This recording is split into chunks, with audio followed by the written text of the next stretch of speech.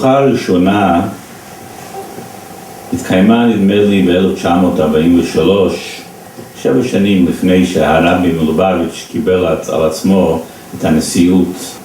ב-1980 הרבי פנה לכל שלוחיו בכל קצווי תבל, שגם הם יארגנו תהלוכות לילדים, כינוסים, בכל מקום שהם. וזה מיועד לכל ילדי ישראל, מכל החוגים, מכל השכבות, לא משנה, כי כל הכוונה הוא להביע אחדות בין כל ילדי ישראל, ולעשות פשוט קידוש השם, לראות את הגאון יעקב שיש לעם ישראל.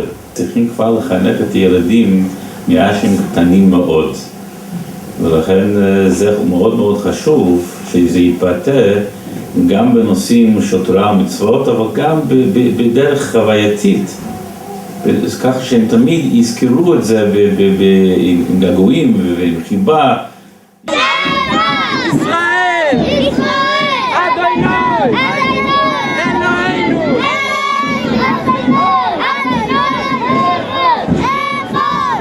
הילדים הולכים ברחובות עם שלטים, שהשלטים, התוכן של השלטים הם אהבת ישראל, אחדות ישראל, שמירת תורה ומצוות, וביחד עם מסעיות מאוד מקושטות.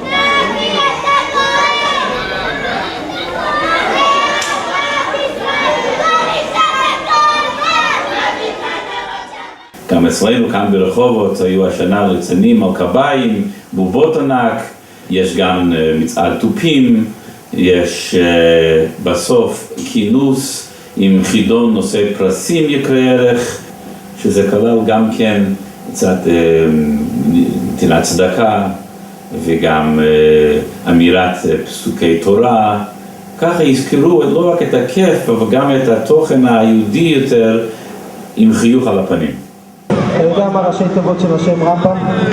רבי משה בן מימון. יפה מאוד!